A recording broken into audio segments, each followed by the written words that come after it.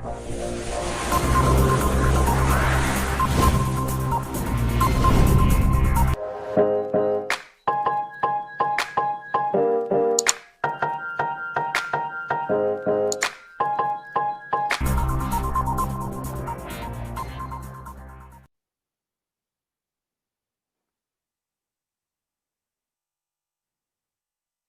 दौर, बदलते रिश्ते, कितने सच्चे, कितने झूठे। मेरे युवा साथियों, आज हमारा युवा वर्ग रिश्तों को लेकर बहुत भ्रम की स्थिति में रहता है। दोस्तों, कहते हैं कि रिश्ते और रास्ते सोच समझ कर चुनना चाहिए, क्योंकि गलत रास्ते चुनोगे तो सही मंजिल नहीं मिलेगी। उसी तरह से अगर आप गलत तरीके से किसी भी रिश्ते को निभाओगे तो रिश्ता नहीं चलेगा। मेरे युवा साथियों, आज हम बात करेंगे हमारे देश में संयुक्त परिवार और एकल परिवार की जो प्रथा रही है, वर्तमान संदर्भ में वो कैसी है। जॉइंट फैमिली और न्यूक्लियर फैमिली के बारे में आज हम बात करेंगे और इससे संबंधित आपके सवालों का जवाब भी देंगे। मेरे प्रिय युवा दोस्तों, भौतिकवाद की ये दुनिया है। हम लोग विकास के नाम पर विनाश के रास्ते पर अंधी भागदौड़ में लगे हुए हैं। परिवार को समय देना कोई नहीं चाहता, या वो चाहते हैं, लेकिन इस भाग-दौड़ भरी जिंदगी में लोग अपने परिवार को समय नहीं दे पाते हैं।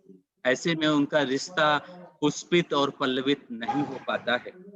ऐसे में बड़ा सवाल ये उठता है कि आखिरकार हमारे वर्तमान समाज के लिए कौन सा रिश्ता ज़्यादा अच्छा है, संयुक्त परिवार का या फिर जॉइंट फैमिली का या फिर सिंगल फैमिली का। इसलिए आइए हम आपसे बात करते हैं और आपके सवालों का जवाब देने की कोशिश करते हैं। पहला सवाल कौन पूछना चाहेगा?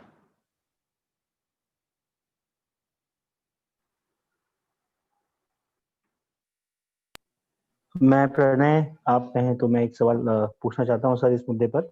जी हेलो। जी जी। जी। अब मैं प्रणय हूं जी। सर, मेरा एक्चुअली जो आपने आज एक मुद्दा रखा है, मुझे लगता है बहुत ही एकदम कंटेम्प्रेरी समय को देखते हुए, समकालीन समय को देखते हुए, समसामयिक स्थिति को देखते हुए रखा है।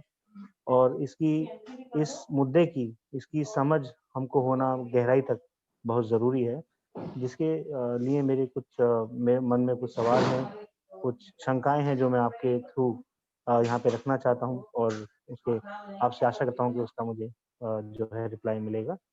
तो जैसा कि आज आज हम देख रहे हैं, जैसा कि आज वर्तमान में कि भविष्य को लेकर अनिश्चितता और तनाव, डिप्रेशन और अनिश्चितता इतनी बढ़ गई है समाज में, युवाओं में। और ये कहीं न कहीं हमारे एकाकी और उस परिवार और न्यूक्लियर फैमिली आदि की ही देन है। देखिए, देश में आज जो है हम अस्पतालों पे इतनी अधिक हमारी निर्भरता बढ़ गई है, बैंकों पे अत्यधिक हम निर्भर हो गए हैं। और हमारे आपसी जो रिश्ते हैं वो हमें आज कोर्ट की दहलीज तक हमें ले गए हैं, क्योंकि हम लोग कहीं न कहीं तनाव में और अनिश्चितता को लेकर हम लोग असमंजस में रहते हैं। तो साथ ही कहीं न कहीं मुझे ये लगता है कि जो आज जो बाज़ारवाद है, जो भौतिकवाद है, जो बाज़ारीकरण है, ये कहीं न कहीं ये न्यूक्लियर फैमिली की ही देन है। क्योंकि जब हम जहाँ तक मुझे लगता है सर, तो मेरा आपसे ये सवाल था कि क्या जो आज समाज में जो बच्चों के बीच जो तनाव है, अनिश्चितता है, इस बाज़ारीकरण की तरफ एक एक गला काट प्रतियोगिता की ओर हम बढ़ रहे हैं एक-दूसरे को देखते हुए, क्या आपको नहीं लगता कि ये सब न्यूक्लियर परिवार की ही देन है? प्रणय, आपका सवाल बहुत अच्छा है और मैं आपको बताना चाहूँगा, दरअसल रिश्ते बाज़ारू नहीं होते। रिश्ते किसी बाज़ार के मोहताज नहीं होते। रिश्ते धन दौलत से नहीं आके जाते। इसलिए मेरा मानना है कि बाजार तो पहले भी था, बाजार आज भी है। आज बाजार का रूप और स्वरूप बदल गया है। डिजिटल मीडिया आ गया है। आप घर बैठे ऑनलाइन सामान की खरीदारी करते हैं, लेकिन ये इसके लिए सिर्फ एकल परिवार यानी जॉइंट फैमिली को दोष देना मैं उचित नहीं समझता हूँ, क्योंकि जो लोग जॉइंट फैमिली में रहते हों या एकल फैमिली में रहते हों, वो सबको अपने जीवन यापन के लिए बाजार की जरूरत है। सबको रोटी कपड़ा मकान चाहिए, भोग विलास की वस्तुएं चाहिए, मोबाइल, टेलीफोन, टीवी, ये सब की ज़रूरत है। हाँ, आपकी ज़रूरतें जितनी कम होंगी, आपका जीवन उतना ही सुखमय होगा, क्योंकि महत्वाकांक्षाओं का अंत नहीं है। हमारा मन अत्यंत चंचल है। हम जितना अधिक पाते हैं, उससे अधिक पाने की ख्वाहिश रखते हैं। इसलिए बाजार को दोष देना पूरी तरह से सही नहीं है। ये व्यक्ति विशेष पर निर्भर करता है। ये उस परिवार पर निर्भर करता है कि वो बाजार से सिर्फ जरूरी चीजों को ही खरीदे। आवश्यकता यानी जिनके बिना आपका जीवन बिल्कुल नहीं चल सकता हो। लेकिन दुर्भाग्य से आजकल दिखावे का दौर है, दिखावे का जमाना है। और ये ज्वाइंट फैमिली हो या न्यूक्लियर फैमिली हो, सब जगह लोग, ज्यादातर लोग, मैं सबकी बात नहीं कह रहा हूँ, ज्यादातर लोग दिखाना चाहते हैं कि मेरे घर में तुम्हारे घर से ज्यादा अच्छी एलईडी टीवी है, या मेरी गाड़ी आपकी गाड़ी से ज्यादा बेहतर है। जब ऐसी भावनाएं आ जाती हैं तो आप बाजार के गुलाम हो जाते हैं, जबकि इंसान को क्या चाहिए कि वो किसी का गुलाम ना बने। वो चाहे ज्वाइंट फैमिली में रहे या सिंगल फैमिली में रहे, जितनी जरूरत है उतना ही बाजार का प्रयोग करे और अपना समय अपने परिवार को दे। ये अत्यंत महत्वपूर्ण बात है, क्योंकि समय, समझ और संयम, ये 3 सूत्र हैं जो किसी भी रिश्ते की नींव को मजबूत बनाते हैं। अगर आप समय ही नहीं देंगे अपने परिवार को, अपने बीवी को, अपने बच्चों को, अपने माता पिता को, तो आपका रिश्ता मजबूत नहीं हो पाएगा। और हर परिवार में कुछ न कुछ कमी होती है, मिसअंडरस्टैंडिंग होती है। अगर आप उस समय संयम से काम नहीं लेंगे, क्रोधित होकर जवाब देंगे, तो आपका रिश्ता बिगड़ेगा। वहीं पर अगर समय, संयम और समझ, समझ का मतलब ही यही होता है अंडरस्टैंडिंग, कि आप अपने रिश्ते के महत्व को समझते हैं। आप जानते हैं, भले ही आप जॉइंट फैमिली में हो या सिंगल फैमिली में, कि आपकी परिवार में आपके दादाजी की, आपकी बुआ जी की, आपकी बहन की, सबकी कितनी अहमियत है। इसलिए समय, समझ और संयम, इन 3 सूत्रों का अगर हम पालन करें तो हमारे सारे रिश्ते बहुत ही सुखमय होंगे, अच्छे होंगे, आनंद देने वाले होंगे। अब हम दूसरा सवाल ले सकते हैं। जी, सर मैं नमस्कार प्रिया। सर। जी प्रिया। सर मैं ये बोलना चाहती हूँ, जैसे अभी आपने बोला कि हमें दिखावटी जीवन नहीं जीना चाहिए, बट सर हम लोग जिस सोसाइटी में रहते हैं, अगर हम वहाँ पे सामने वाले के पास कार है, तो अगर मेरे पास कार नहीं होगी तो वहाँ पे हमारा मतलब बोलते हैं कि हमारा स्तर नीचे गिरेगा। लोग आजकल दिखावटी जीवन ही जी रहे हैं। और फिर सर आपने बोला कि जॉइंट फैमिली, मैं खुद अग्री करती हूँ, जॉइंट फैमिली अच्छी है, लेकिन सर जॉइंट फैमिली जितना रहता है तो उतना ही क्या कहते हैं फैमिली के बीच कलह होती है, और जितनी दूरी होती है तो कभी-कभी मिलना, जैसे गर्मियों की छुट्टी में गए मिलने, ये वो, तो थोड़ा-सा ये मुझे लगता है कि क्या कहते हैं लोगों के बीच लड़ाइयाँ कम होती हैं और रिश्ते बने रहते हैं। कहते हैं ना, दूर के ढोल सुहाने होते हैं, वैसे सर। आपका सवाल क्या है प्रिया? सर यही कि मतलब आपने बोला ना कि जॉइंट फैमिली, तो मुझे ये लगता है कि क्या कहते हैं, जॉइंट फैमिली ठीक है, लेकिन क्या कहते हैं अगर जॉइंट फैमिली रह रहे हैं तो उनको जो लड़ाइयाँ होती हैं वो सब कैसे सुधारी जाए, कैसे क्या कहते हैं सही किया जाए, क्योंकि अगर जॉइंट फैमिली है तो ऑब्वियस सी बात है कि लड़ाइयाँ होनी है। प्रिया, यस सर। लड़ाई हमेशा समझ के अभाव से होती है, संयम के अभाव से होती है, एक दूसरे की बात को ना समझ पाने की वजह से होती है, ईगो की वजह से होती है। और लड़ाई जॉइंट फैमिली में भी हो सकती है और सिंगल फैमिली में भी हस्बैंड वाइफ के बीच में भी हो सकती है। हाँ, ये बात काफ़ी हद तक आपकी सही है कि जॉइंट फैमिली में बड़ा परिवार होता है, चाचा होते हैं, ताऊ होते हैं, तो वहाँ पर कलह ज़्यादा होती है। दरअसल बात आप जॉइंट फैमिली की करो या सिंगल फैमिली की करो, दोनों ही फैमिली के स्ट्रक्चर में कुछ खूबियां हैं तो खामियां भी हैं। दोनों ही आदर्श स्थिति नहीं है। हमारे देश की परंपरा और कल्चर जॉइंट फैमिली का ही रहा है। तो मैं संक्षेप में आपको बताना चाहूँगा कि क्या फ़ायदे हैं और क्या नुकसान हैं दोनों ही तरह के परिवारों के बीच में। पहले बात जॉइंट फैमिली की या संयुक्त परिवार की। संयुक्त परिवार की सबसे बड़ी खूबी ये होती है कि जो आपका बच्चा होता है उसकी एक नेचुरल ग्रोथ होती है। वो वीडियो गेम्स या मोबाइल के थ्रू उसका बचपन नहीं बीतता है, क्योंकि उसके परिवार में चाचा हैं, ताऊ हैं, कोई ना कोई रहता है जो उसको उसके साथ खेलता है, उसको बड़े होते हुए देखता है।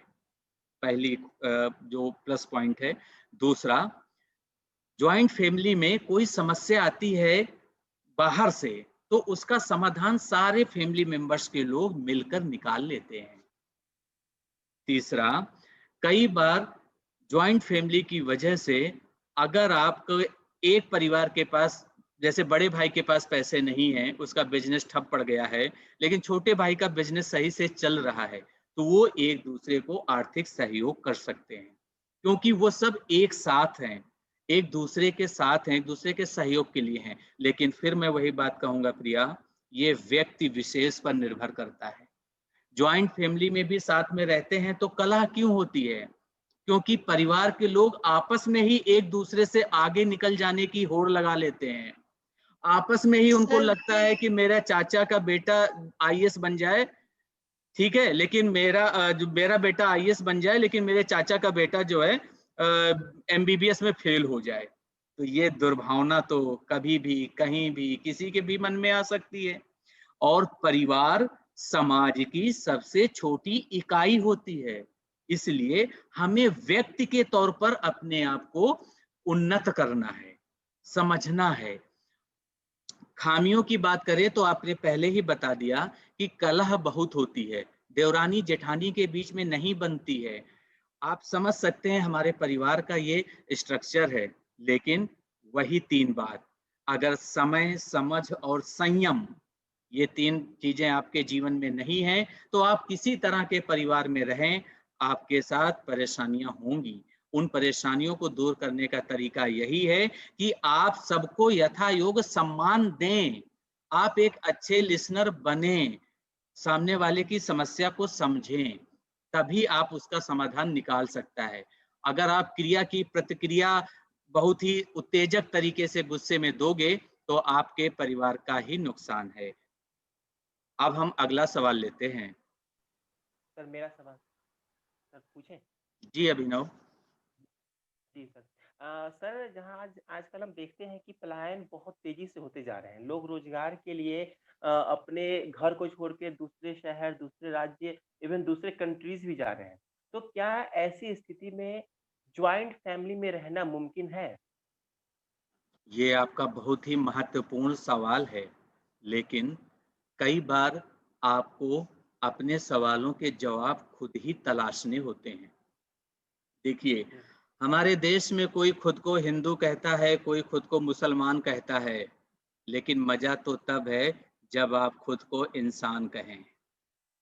और इंसान जो अच्छा होता है वो चाहे जॉइंट फैमिली में रहे या सिंगल फैमिली में रहे, वो अपनी जिम्मेदारियों को समझता है, वो अपनी जवाबदेही को समझता है अभिनव। इसलिए आपकी बात पूरी तरह से सत्य है। हमें अपना करियर बनाने के लिए बाहर जाना पड़ता है, हमें अपने उच्च शिक्षा के लिए, हायर एजुकेशन के लिए घर से बाहर निकलना पड़ता है और निकलना भी चाहिए। परिवार के लोगों का सपोर्ट भी लेना चाहिए, बड़ों का आशीर्वाद भी लेना चाहिए। लेकिन आज आप पहले घर की बात करें तो अगर आप बिहार के किसी छोटे से जिले के रहने वाले, एक छोटे से गांव के रहने वाले हैं और आप दिल्ली में आकर एक बहुत बड़े आदमी बन गए हैं, आपका करियर सक्सेसफुल हो गया है, लेकिन आपने अपनी जड़ों को भुला दिया है। अब आप गांव 2 साल 5 साल में भी नहीं जाते हैं, या आप अपने रिश्तेदारों को, अपने माता पिता को अपने साथ नहीं रखते हैं, तो इसका मतलब ये हुआ कि आप में बदलाव आ गया है। अब आपको वही गांव पिछड़ा नजर आता है, वही गांव का वो प्राइमरी स्कूल, वो आपके प्राइमरी शिक्षक जिन्होंने आपको का खा गा लिखना सिखाया, ABC लिखना सिखाया, वो आपको व्यर्थ लगने लगता है। तो यहाँ पर व्यक्ति की सोच जिम्मेदार है। बाहर निकलने में कोई बुराई नहीं है, लेकिन अपनी जिम्मेदारियों से भागने में बुराई है। अगर एक गरीब तबके का कोई भी व्यक्ति है जो यहाँ फैक्ट्री में मजदूरी का काम करता है, लेकिन वो अपनी जिम्मेदारी समझता है कि अगर वो 10,000 कमाता है तो 5,000 अपने घर में भेजता है ताकि उसके बीवी बच्चों को परेशानी ना हो, तो वो ज्यादा अच्छा इंसान है? या फिर एक मल्टीनेशनल कंपनी में काम करने वाला CEO जिसकी 5 लाख सैलरी है, लेकिन वो अपने घर में अपने माता पिता को, अपने रिश्ते नातेदारों से दूर हो गया है। 2 उदाहरण आपके सामने हैं। आप कौन बेहतर है, कौन बदतर है, इसका फैसला आप खुद कर सकते हैं, क्योंकि व्यक्ति का व्यक्तित्व अच्छा होना चाहिए, उसका कृतित्व अच्छा होना चाहिए, उसका आचार विचार और व्यवहार अच्छा होना चाहिए। बाकी पैसा तो आता जाता रहता है। अब हम अगला सवाल लेते हैं। नमस्कार सर, मैं देवांश। मेरा सवाल ये है कि देखा जा रहा है कि आजकल के युवाओं में डिप्रेशन बहुत ज़्यादा हो रहा है और ये जॉइंट फैमिली की अपेक्षा सिंगल फैमिली में ज़्यादा हो रहा है। तो इसका क्या कारण है सर?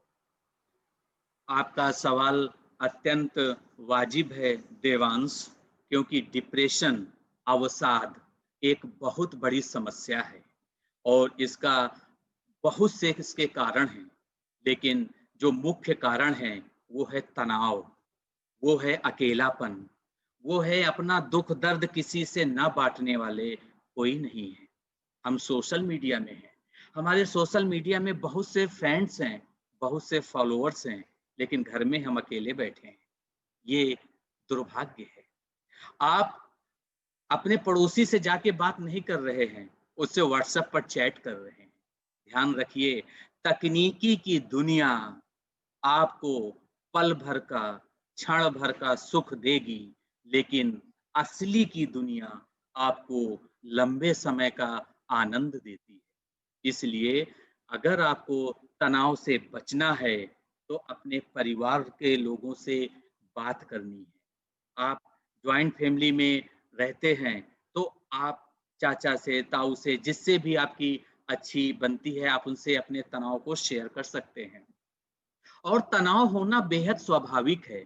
उदाहरण के तौर पर एक कपल है जो दोनों ही वर्किंग हैं, अब दोनों ही मियाँ बीबी कार्य कर रहे हैं, अच्छा खासा पैसा कमा रहे हैं, लेकिन जब घर वापस लौटते हैं तो उनके बीच में तनाव होता है कि डिनर आप बनाएंगे, चाय आप बनाएंगे। छोटी छोटी बातों पर तनाव होता है।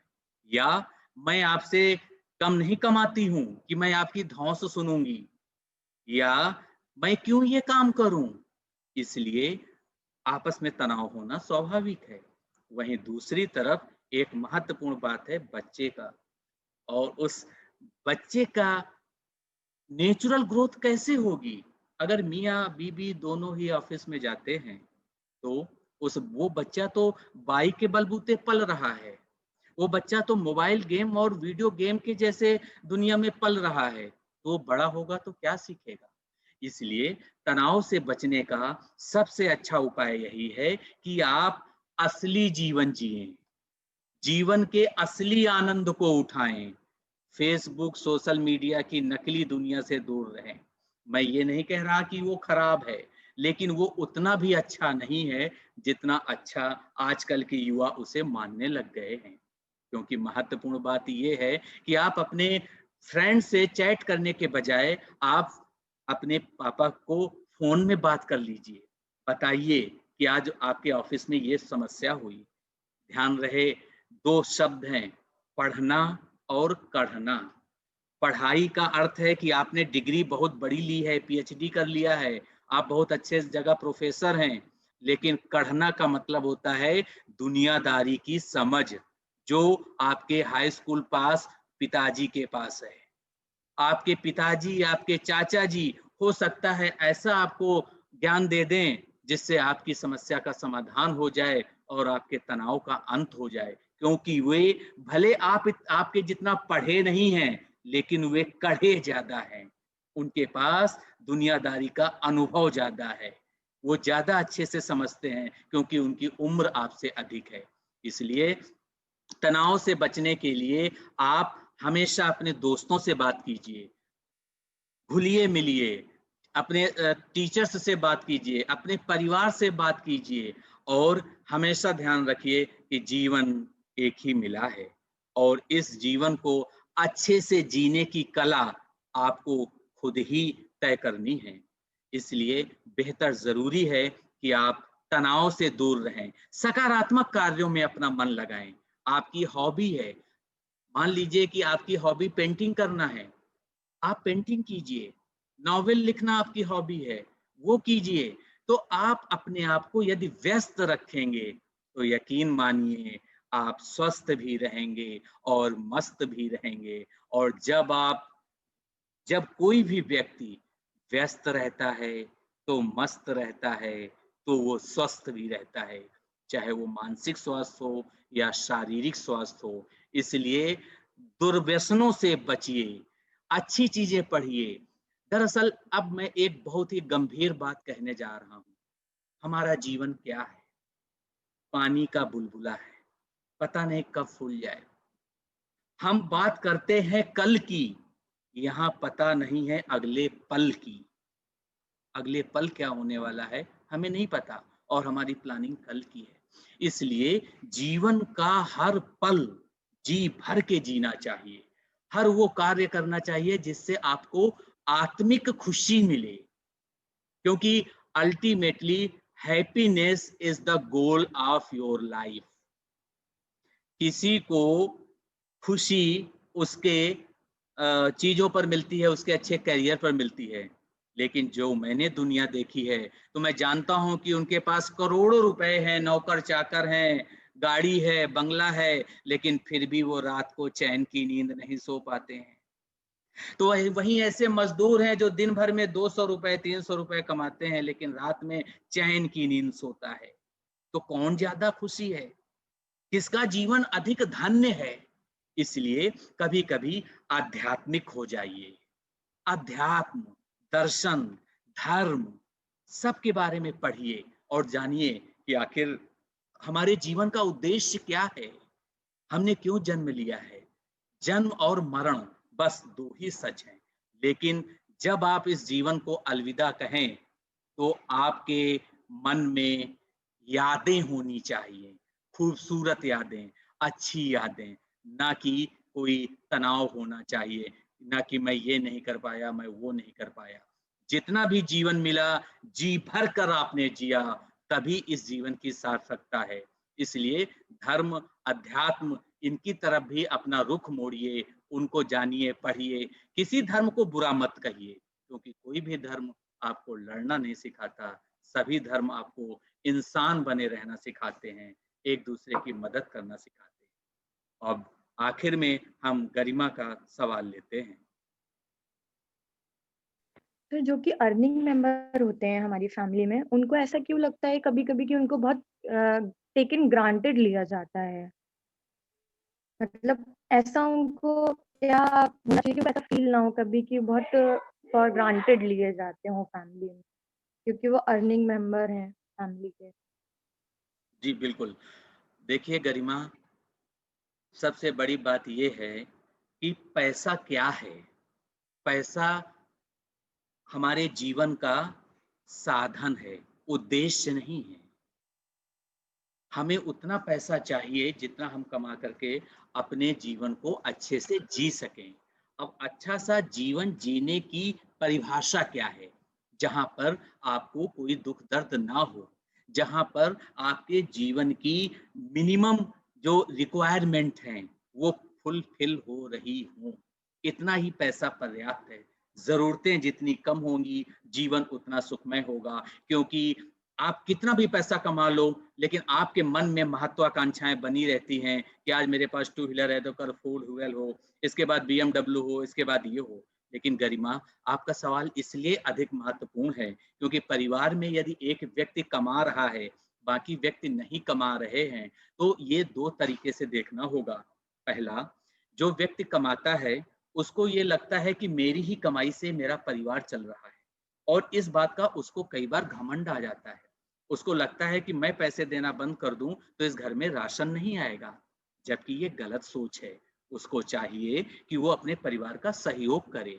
उसको चाहिए कि उसके परिवार के जो बड़े बच्चे हैं, जिनकी अभी पढ़ाई पूरी हो गई है, उनको उनकी नौकरी दिलवाने में, उनका करियर बनवाने में मदद करे। तो वहीं इसी बात पर दूसरा जो एंगल है वो ये है कि एक दूसरे जो परिवार के लोग हैं जिनको लगता है कि हम नहीं कमा रहे हैं, तो वो एक ही व्यक्ति पर निर्भर हो जाते हैं। अब जरा आप सोचिए कि एक वर्किंग पर्सन है एक परिवार का, जो पैसे कमा रहा है, घर चला रहा है, लेकिन अगर घर का सारा बोझ उसी के ऊपर डाल दिया जाएगा, सारी जरूरतें वही पूरी करेगा, तो फिर उसके साथ ये जरा अन्याय होगा। इसलिए बेहतर ये होता है कि परिवार के सब लोग जो काम कर सकते हैं वे काम करें, कमाएं और सबके साथ मिल करके अपनी कमाई का प्रयोग करें। ऐसा ना सोचे कि मैं अपने बच्चे की पढ़ाई के लिए फीस की जरूरत है तो मैंने दे दिया, लेकिन मेरी बहन के बच्चे की जरूरत है क्योंकि मेरे जीजा जी की अभी अच्छी सी उनका बिजनेस नहीं चल रहा है या उनकी नौकरी छूट गई है, कोरोना का काल है और आपके पास पैसे हैं, तो आपका फर्ज बनता है कि आप अपनी बहन के बच्चे के लिए भी काम करें, उनका सहयोग करें, क्योंकि बहन वो आपकी है, परिवार वो आपका है। और ये तभी होगा जब आपकी सोच अच्छी होगी, आपके संस्कार अच्छे होंगे, जब आप दिखावे की दुनिया में नहीं जियोगे, अपनी बहन को भी अपना मानोगे, बहन के परिवार को भी अपना मानोगे, बहन के बच्चे को भी अपना बच्चे की तरह मान करके काम करोगे, तभी ये संभव होगा कि आप अपनी कमाई से कुछ हिस्सा उनको दे पाओगे। और यकीन मानिए, हमारे जैसी करनी वैसी भरनी एक बहुत पुरानी कहावत है। अगर आपने संकट के समय किसी का साथ दिया है, तो यकीन मानिए आपके ऊपर भी जब कभी संकट आएगा, तो वो आपका भी साथ देगा। या वो अगर नहीं भी देगा, तो एक पार ब्रह्म परमेश्वर है और हम जो कुछ भी अच्छा या बुरा करते हैं, उसकी नजर में सब रहता है। आप एक किसी जरूरतमंद की मदद कर दोगे, तो यकीन मानिए जब आपको किसी चीज की जरूरत होगी, तो वो पार ब्रह्म परमेश्वर किसी न किसी को भेज करके आपकी मदद करवा देगा। इसका अर्थ क्या हुआ कि हमें हमेशा अच्छे कार्य करते रहना चाहिए, क्योंकि कहीं ना कहीं हमारे अच्छे कार्य नोट हो रहे हैं और उसका फल हमें ईश्वर किसी न किसी तरीके से जरूर देता है। इसलिए आखिर में आप सबसे यही कहना चाहूंगा कि परिवार सिंगल हो या ज्वाइंट हो, परिवार परिवार होता है और परिवार तभी परिवार होता है जब परिवार के लोगों के बीच में प्यार होता है। ये बहुत महत्वपूर्ण बात है। अगर परिवार के लोगों के बीच में प्यार नहीं है, एक दूसरे के प्रति सम्मान नहीं है, तो यकीन मानिए कि मियाँ बीबी अगर अकेले भी रह रहे हैं, बहुत अच्छी खासी कमाई भी कर रहे हैं, तो भी उनका जीवन सुखमय नहीं है, आनंदमय नहीं है। वहीं ज्वाइंट फैमिली में अगर आप रह रहे हैं और आप अपने ही ताऊ के लड़के या लड़की को गलत नजर से देखते हैं या उनका सहयोग नहीं करते हैं, या देवरानी जेठानी एक दूसरे का मान सम्मान नहीं करती है कि मेरा पति तेरे पति से ज्यादा कमाता है, मैं क्यों मदद करूं, जब ऐसी सोच आपके अंदर होगी तो इसका मतलब आपके परिवार में प्यार नहीं है, तो वो परिवार नहीं है। क्योंकि घर दीवारों से नहीं बनता, घर जो घर में रहने वाले लोग हैं, उनके परिवार के लोग हैं, संस्कार हैं, उनका स्वभाव है, उन लोगों से घर बनता है। और घर एकल परिवार में भी होता है, जॉइंट फैमिली में भी होता है। तो आखिर में आप सबसे मैं यही कहना चाहूँगा, जो बात हमने शुरुआत में कही थी, रिश्ते हों या रास्ते हों, सही रास्ता चुनिए, सही रिश्ता चुनिए, तभी आप सही मंजिल तक पहुँचेंगे। गलत रास्ते सही मंजिल तक नहीं ले जाते हैं। तो आप जॉइंट फैमिली में रहिए या सिंगल फैमिली में रहिए, लेकिन रिश्तों की कद्र कीजिए, सच्चे रिश्ते बनाइए, झूठे रिश्तों से दूर रहिए, आडंबर मत कीजिए, दिखावा मत कीजिए और यकीन मानिए ये जीवन बहुत खूबसूरत है। और आप सब लोग रोज सुबह उठते ही उस पार ब्रह्म परमेश्वर को आभार व्यक्त कीजिए, क्योंकि आपके पास बहुत सी ऐसी चीजें उस भगवान ने दी हैं जो कई लोगों के पास नहीं है। इसलिए अपने जीवन से हमेशा शिकायत करना, अपने परिवार से हमेशा शिकायत करना, अपने दोस्तों से शिकायत करना, या अपने आप से नफरत करना, या अपने आप की वजह से परेशान रहना कि मेरे लाइफ में कुछ भी अच्छा नहीं हो रहा, ऐसा मत सोचिए। ये सोचिए कि भगवान ने जितना कुछ आपको दिया है, बहुत से लोगों को उतना भी नसीब नहीं है। इसलिए रोज सुबह उठ करके हमेशा भगवान को धन्यवाद दीजिए, शुक्रगुजार कीजिए, क्योंकि पता नहीं है कि कल हो या ना हो। इसलिए आपको हमेशा you should always be grateful to God for giving this beautiful life. यकीन मानिए आप अच्छे इंसान बनेंगे तो आपको अच्छे रिश्ते भी मिलेंगे, आपका परिवार भी अच्छा होगा, आपका करियर भी अच्छा होगा। अब आखिर में कोई भी आप लोगों में से अगर संक्षेप में इस कार्यक्रम के बारे में फीडबैक देना चाहे तो उसका स्वागत है।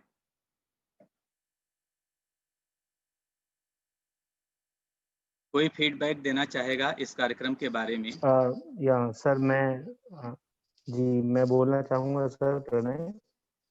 जी हेलो जी प्रणय। सर मैं बोलना चाहूँगा। जी आपने बहुत ही सरल और सुगम शब्दों के साथ इतने जटिल एक मुद्दे को आपने हम सबके बीच रखा है। इतने सरलता से आपने हमें 3 सूत्र जो बताए हैं, मुझे लगता है ये 3 सूत्र हमारे आने वाले पीढ़ियों तक, और इवन हम जितने लोग सुन रहे हैं, हम लोग अपने-अपने साथियों को संपर्क में सबको समझाएँगे और उन्हें भी बताएँगे कि संयम, समझ और संयम, समझ और समय समय बताइए समय देना। समय समय। जी।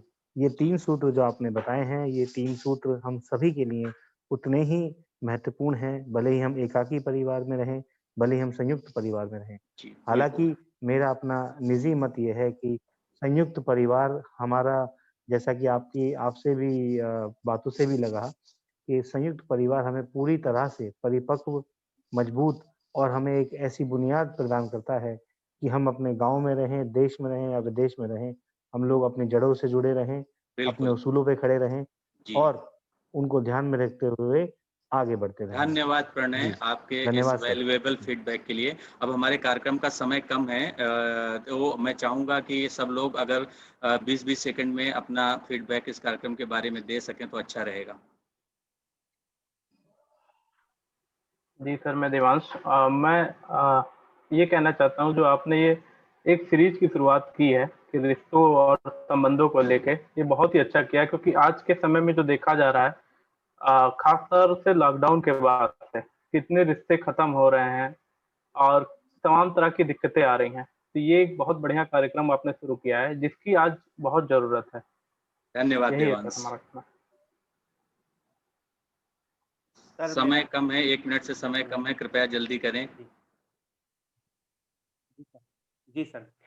सर आज के इस अवसादग्रस्त दुनिया में इस तरह का प्रोग्राम आपका करना ये वाकई काबिल तारीफ है। मतलब इसके लिए तहे दिल से आपका शुक्रिया।